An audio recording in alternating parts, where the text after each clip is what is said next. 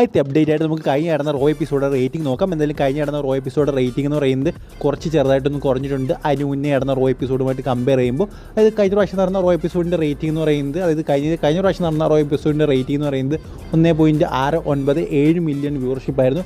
എന്തായാലും ഇപ്രാവശ്യം അത് 1.607 മില്യൺ വ്യൂവർഷിപ്പായിട്ട് കുറഞ്ഞിട്ടുണ്ട്. എന്തായാലും ചെറിയ രീതിയിൽ കുറഞ്ഞിട്ടേ ഉള്ളൂ. പക്ഷെ നമുക്കറിയാം ആ ഒരു സെഗ്മെൻറ്റൊക്കെ ഇവിടെ നിൽപ്പുണ്ട്. അതായത് Liv Morgan, Dominik Mysterio Paul സെഗ്മെൻറ്റൊക്കെ സ്റ്റിൽ അവിടെ നടപ്പുണ്ട്. പണ്ടത്തെ പോലെ ആ ഒരു കോവിഡ് ടൈം കഴിഞ്ഞുള്ള റോ നമുക്കറിയാം ഭയങ്കര മോശമായിരുന്നു.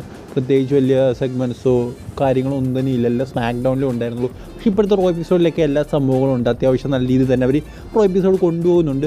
സോ എന്തുകൊണ്ട് റേറ്റിംഗ് കുറഞ്ഞെന്ന് അറിയില്ല. എന്തായാലും ചെറുതായിട്ടേ കുറഞ്ഞിട്ടുള്ളൂ. സാധാരണ റോയുടെ വ്യൂവർഷിപ്പ് ഇതൊക്കെയാണ് 1.6, 7, 5, 4 അങ്ങനെയാണ് നിൽക്കുന്നത്. സോ കുഴപ്പമില്ലാത്തൊരു വ്യൂവർഷിപ്പ് എന്ന് വേണമെങ്കിൽ പറയാം. ഇനി അടുത്ത അപ്ഡേറ്റ് എന്ന് പറഞ്ഞാൽ നമുക്ക് എല്ലാവർക്കും അറിയാവുന്നൊരു കാര്യമാണ്. ക്ലാഷ് ഓഫ് ദി കാസിലേക്ക് ഓരോരോ മാച്ചുകൾ കൺഫേം ആയിക്കൊണ്ടിരിക്കുകയാണ്. മിക്കവാറും ഒരു 80% മാച്ചസ് കൺഫേം ആയിട്ടുണ്ടെന്നാണ് നമുക്ക് അറിയാൻ സാധിക്കുന്നത്. എന്തായാലും അതിൻ്റെ കൂടെ ഒരു മാച്ച് കൂടി ആഡ് ചെയ്യുമെന്നാണ് നമുക്ക് അറിയാൻ സാധിക്കുന്നത്. അത് ബ്ലഡ് ലൈൻ്റെ മാച്ച് ആകുമെന്ന് പറഞ്ഞു കേൾക്കുന്നു. സോ ബ്ലഡ് ലൈൻ്റെ 3 മെമ്പേഴ്സും അതുപോലെ തന്നെ എനിക്ക് തോന്നുന്നു കെവിൻ ഓമൻസ് അതുപോലെ തന്നെ സ്ട്രീറ്റ് പ്രോഫിറ്റ്സ് ഇവർ തമ്മിലുള്ളൊരു 6-man ടാഗ് ടീം മാച്ച് നടക്കാനായിരിക്കും സാധ്യത കൂടുതലെന്നാണ് എനിക്ക് തോന്നുന്നത്. എന്തായാലും ഇതെന്തെങ്കിലും സ്റ്റിപ്പുലേഷനുള്ള മാച്ച് ആയിരിക്കുമെന്നും പറഞ്ഞു കേൾക്കുന്നുണ്ട്. അതായത് ബ്ലഡ് ലൈൻ്റെ ഒരു മാച്ചുണ്ട്, അതൊരു സ്റ്റിപ്പുലേഷനുള്ള മാച്ച് ആകും എന്നൊക്കെ പറഞ്ഞു കേൾക്കുന്നുണ്ട്. എന്തായാലും നമുക്ക് കണ്ടു തന്നെ അറിയണം. എന്തായാലും Street Profit, Kevin Owens, Bloodline അവരുടെയൊക്കെ ഫ്യൂഡ് ഇപ്പോൾ നല്ലവണ്ണമാണ് നടക്കുന്നത്. സോ അത് നടന്നു കഴിഞ്ഞാൽ എന്തുകൊണ്ട് നല്ലൊരു കാര്യമാണെന്നാണ് എനിക്ക് തോന്നുന്ന ഒരു മാച്ച്. അടുത്ത അപ്ഡേറ്റ് എന്ന് പറയുന്നത് നമ്മുടെ WWE ചെറിയൊരു കൊളാബറേഷൻ നടത്താൻ പോവുകയാണ് ഒരു പ്രൊമോഷനുമായിട്ട്. അതൊരു ജപ്പാൻ പ്രൊമോഷനാണ്. ആ ഒരു പ്രൊമോഷൻ്റെ പേരെന്ന് പറയുന്നത് പ്രോ റെസ്ലിംഗ് നോവ എന്നാണ്. എന്തായാലും ആ ഒരു റെസ്ലിംഗ് കമ്പനിയുടെ ഒരു ഷോ ഉണ്ട്. അതായത് ആ ഒരു ഷോയുടെ പേര് യൊക്കോഹാമ ബുണ്ടായി എന്ന് പറയുന്നൊരു ഷോ ആണ്. എന്തായാലും ആ ഒരു ഷോയിൽ ഒരു മെസ്സേജ് ഒരു WWE സൂപ്പർ സ്റ്റാർ ഒരു മെസ്സേജ് പങ്കിടുമെന്ന് പറഞ്ഞുകൊണ്ട് അവർ തന്നെ കൊടുത്തിട്ടുണ്ട്.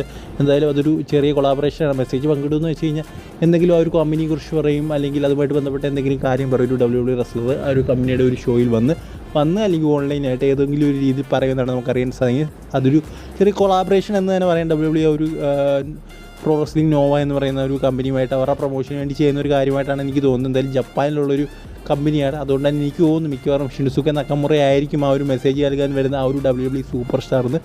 എന്തായാലും നമുക്ക് കണ്ടു തന്നെ അറിയാം അത് ആരായിരിക്കും. അടുത്ത അപ്ഡേറ്റ് എന്ന് പറയുന്നത് നമ്മുടെ റിക്കോഷയുമായിട്ട് ബന്ധപ്പെട്ടുള്ളൊരു അപ്ഡേറ്റാണ്. റിക്കോഷയെക്കുറിച്ച് നമ്മുടെ MVP പറഞ്ഞ വളരെ പ്രധാനപ്പെട്ട ഒരു കാര്യമാണ്.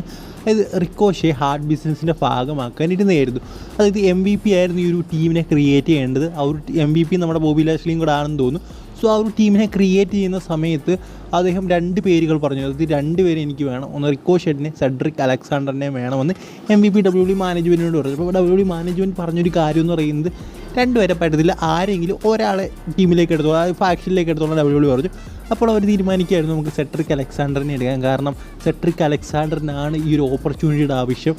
റിക്കോഷെ അല്ലാതെ തന്നെ ടാലൻ്റാണ്. അദ്ദേഹം വലിയൊരു സൂപ്പർ സ്റ്റാറായി മാറുമെന്നായിരുന്നു MVP, അതായത് വലിയൊരു സൂപ്പർ സ്റ്റാർ ആകുമെന്നാണ് MVP പറഞ്ഞത്. ബട്ട് നമുക്കറിയാം ആരും എങ്ങും എത്താത്ത അവസ്ഥ. സെഡ്രിക് അലക്സാണ്ടർ എങ്ങും എത്തിയില്ല.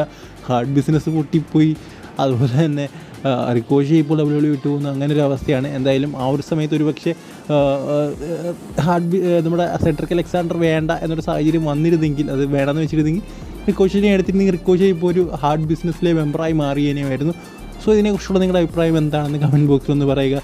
നിങ്ങളായിരുന്നെങ്കിൽ ആരെ സെലക്ട് ചെയ്തതിനായിരുന്നു? MVP നിങ്ങൾ MVPയുടെ പൊസിഷനിലായിരുന്നെങ്കിൽ നിങ്ങൾ ആരെ select ചെയ്തതിനായിരുന്നു? Ricochet or Cedric Alexander എന്ന് കമൻറ്റ് ബോക്സിൽ ഒന്ന് കമൻറ്റ് ചെയ്യുക. അടുത്ത അപ്ഡേറ്റ് എന്ന് പറയുന്നത് ഡാന ബ്രൂക്കുമായിട്ട് ബന്ധപ്പെട്ടുള്ളൊരു അപ്ഡേറ്റാണ്. ഡാന ബ്രൂക്കിനെ നിങ്ങൾക്ക് എല്ലാവർക്കും അറിയാമായിരിക്കും. ഇപ്പോൾ TNAയിലാണ് ആഷ് ദ എലഗൻസ് എന്ന് വർക്ക് ചെയ്തുകൊണ്ടിരിക്കുകയാണ്. എന്തായാലും അവിടുത്തെ ഇപ്പോഴത്തെ ഒരു പ്രധാനപ്പെട്ട സൂപ്പർ സ്റ്റാറാണ് നമ്മുടെ ഡാന ബ്രൂക്ക് അല്ലെങ്കിൽ ആഷ് ദ എലഗൻസ് എന്ന് പറയുന്നത്. എന്തായാലും ആഷ് ദ എലഗൻസ് അല്ലെങ്കിൽ ഡാന ബ്രൂക്ക് തന്നെ പറയാം. എന്തായാലും ഡാന ബ്രൂക്ക് പറഞ്ഞൊരു കാര്യമുണ്ട് ഈ ഇടയ്ക്ക്. അതായത് 2018 തൊട്ടുള്ള റോയൽ റംബിളിൽ, അതായത് 2018 തൊട്ടുള്ള എല്ലാ 18 തൊട്ട് 2023 വരെയുള്ള എല്ലാ റോയൽ റംബിളിലും താനുണ്ടായിരുന്നു. പക്ഷേ 2024 നടന്ന ആ ഒരു റോയൽ റംബിളിൽ മാത്രം തനിക്ക് പങ്കെടുക്കാൻ സാധിച്ചതെന്ന് ഡാന ബ്രൂക്ക് പറയുന്നുണ്ട്. എന്തായാലും അതുമായിട്ട് ബന്ധപ്പെട്ട് ഇപ്പോൾ ഡാന ബ്രൂക്ക് പറയുന്നത് പ്രധാനപ്പെട്ടൊരു കാര്യമെന്ന് പറയുന്നത് ഇനി എന്തായാലും 2025 റോയൽ റംബിളിൽ വരാൻ നോക്കുന്നത്. പക്ഷേ TNAയിലാണ്. അപ്പോൾ എങ്ങനെയാണ് WWE റോയൽ റംബിളിൽ വരുന്നതെന്നൊക്കെ നിങ്ങളിപ്പോൾ ആലോചിക്കുമായിരിക്കും. നമുക്കറിയാം കഴിഞ്ഞ പ്രാവശ്യം TNAയിൽ ഒരു സൂപ്പർ സ്റ്റാർ ജേഡൻ ഗ്രേസോ അങ്ങനെ പറയുന്ന ഒരു സൂപ്പർ സ്റ്റാർ റോയൽ റംബിളിൽ വന്നിരുന്നു. സോ അത് അവർ അവിടുത്തെ ചാമ്പ്യൻ ആയതുകൊണ്ടാണ്. സോ ഇപ്പോൾ നമ്മുടെ ഡാന ബ്രൂക്ക് അങ്ങനെയാണ് പറയുന്നത്, താൻ TNAയിലെ ചാമ്പ്യനാകും, വുമൺസ് ചാമ്പ്യനാകും, എന്നിട്ട് അടുത്ത റോയൽ റംബിളിൽ വരുമെന്നാണ് ഇപ്പോൾ ഡാന ബ്രൂക്ക് പറയുന്നത്. എന്തായാലും നടക്കട്ടെ. അടുത്ത അപ്ഡേറ്റ് എന്ന് പറയുന്നത് പീപ്പിൾസ് ചാമ്പ് റോക്കുമായിട്ട് ബന്ധപ്പെട്ടിരിക്കുന്ന അപ്ഡേറ്റാണ്. നമുക്ക് എല്ലാവർക്കും അറിയാവുന്ന കാര്യമാണ്. റോക്ക് സമ്മർസ്ലാമിൽ റിട്ടേൺ ചെയ്യും, അല്ലെങ്കിൽ അത് കഴിഞ്ഞപ്പോഴെങ്കിലും റിട്ടേൺ ചെയ്യും, അത് ഈ ഒരു വർഷമോ അല്ലെങ്കിൽ അടുത്ത വർഷത്തിൽ തുടക്കമോ റിട്ടേൺ ചെയ്യുമ്പോൾ നമ്മളെല്ലാം പ്രതീക്ഷിച്ചുകൊണ്ടിരിക്കുകയായിരുന്നു. പക്ഷേ ഇപ്പോൾ വലിയൊരു എന്താ പറയുക ബാഡ് ന്യൂസാണ് ഇപ്പോൾ പുറത്തേക്ക് വന്നുകൊണ്ടിരിക്കുന്നത്. അതായത് റോക്കിൻ്റെ കൈയുടെ എൽബോയ്ക്ക് ഒരു ഇഞ്ചറി പറ്റിയിട്ടുണ്ടെന്നാണ് നമുക്ക് അറിയാൻ സാധിക്കുന്നത്. അതിനൊരു പിക്ചറും അദ്ദേഹം ഇങ്ങനെ കാണിക്കുന്നുണ്ട്. സോ ആ ഒരു ഇഞ്ചറി എന്ന് പറയുന്നത് ഇതിൻ്റെ മൂവി ഷൂട്ടിങ്ങിൻ്റെ ഇടയ്ക്കാണെന്നാണ് നമുക്ക് അറിയാൻ സാധിക്കുന്നത്.